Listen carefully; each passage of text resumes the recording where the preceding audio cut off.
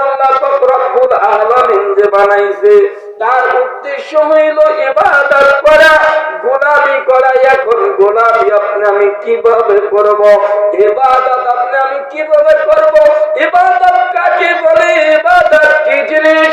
আল্লাহু আকবার। আমরা তো জানি নামাজ, রোজা, হজ, যাকাত, কালেমা এটাই ইবাদত। কথা বলেন ঠিক কিনা? কিন্তু না না বাজারে, এটা শুধু ইবাদত না।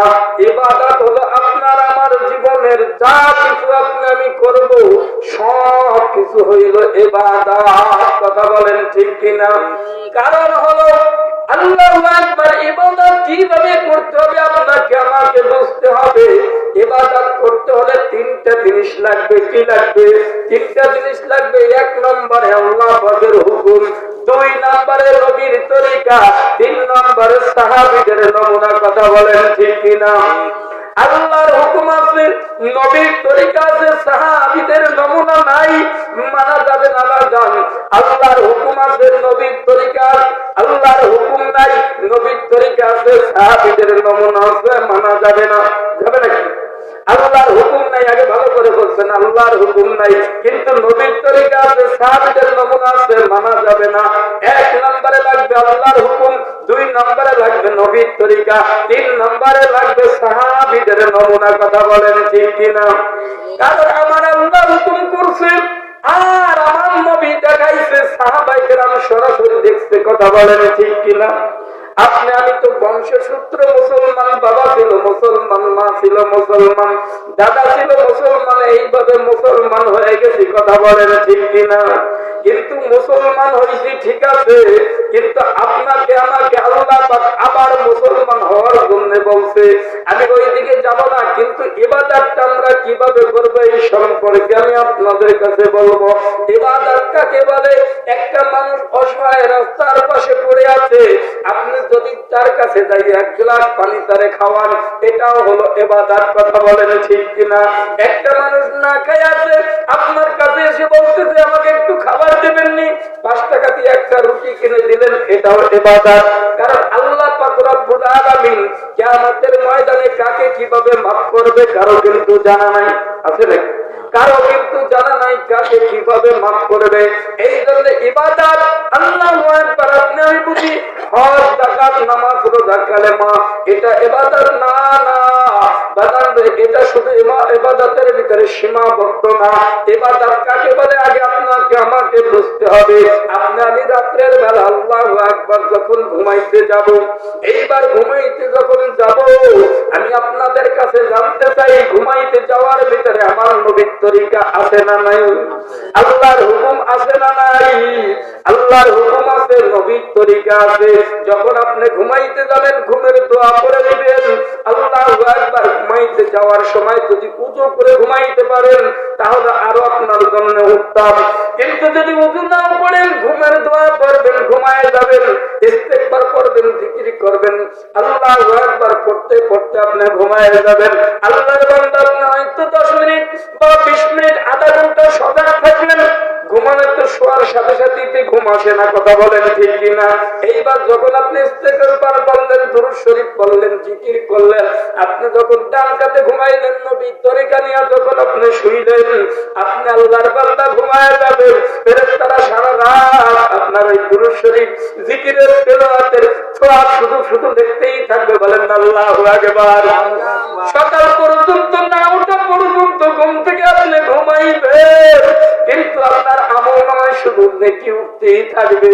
আপনি ঘুমাইছেন কিন্তু ইবাদতে গণ্য হয়ে গেছে। বলেন আল্লাহু আকবার। এইবার সকালবেলা আপনি ঘুম থেকে উঠছেন আল্লাহর বান্দা, ওঠার পরে আপনি বাথরুমে যাবেন। এইবার বাথরুমে ঢোকার জন্য একটা দোয়া আছে না নাই? বাথরুমে যখন দোয়া পড়ে ঢুকবেন, বাবারে জানেন না, শেখার জন্য চেষ্টা করতে হবে। কবর থেকে নিয়ে আল্লাহু আকবার, তোমরা থেকে নিয়ে কবর পর্যন্ত শেখার চেষ্টা করতে হবে। কথা বলেন ঠিক কিনা?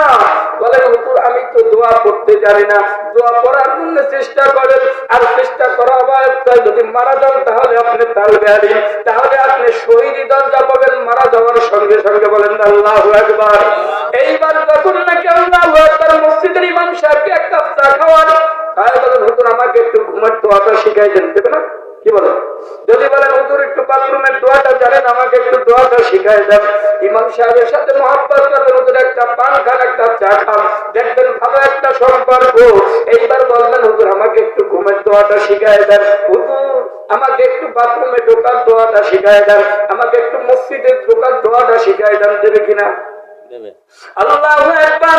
এইবার বাথরুমে যখন দোয়া করে ঢুকলেন, আপনি বাথরুম করলেন কিন্তু বাথরুম হবে না, ওই বাথরুম ইবাদতে গণ্য হয়ে যাবে। কথা বলেন ঠিক কিনা?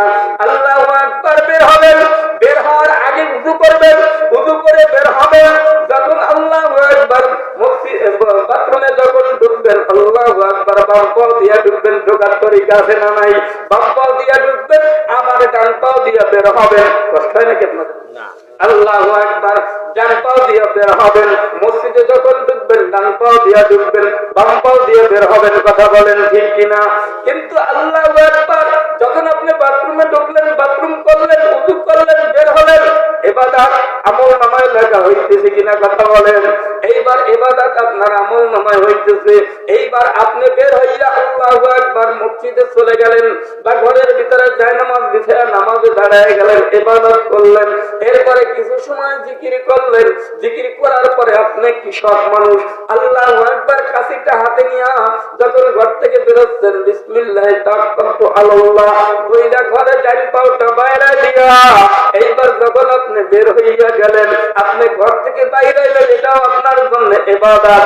এবার যখন আপনি মাঠে যাইতেছেন, আল্লাহু আকবার যখন কাঁধের ভিতরে হাত লাগাইবেন, বলবেন বিসমিল্লাহির রহমানির রহিম বইলা ধান কাটা শুরু করলেন। আপনি কাটলেন ধান, কিন্তু আমল নামায় শুধু নেকি আর নেকি লেখা হইল, ইবাদতের ভিতরে গণ্য হয়ে গেল।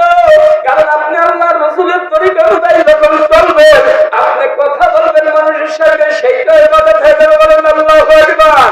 এই জন্য ইবাদত কি জিনিস আপনাকে আমাকে বুঝতে হবে বাজার। এইবার আপনি সারাদিন কাজ করলেন, কিন্তু আপনার আমল নামায় নেকি হয়ে গেল, ইবাদত হয়ে গেল।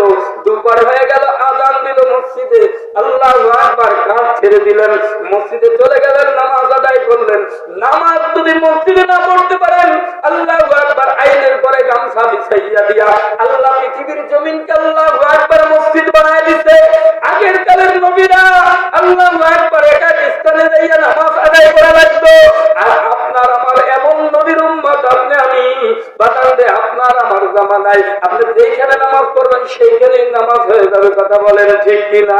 মসজিদের আইলে গামছাটা লাইসা দিয়া আল্লাহু আকবার উযু করিয়া দাঁড়ায় যাবেন, আল্লাহু আকবার নামাজ আদায় করবেন, আবার কাজ শুরু করবেন। নামাজ শেষ করে আল্লাহু আকবার ইবাদতের ভিতরে গণ্য হয়ে যাবে। কথা বলেন।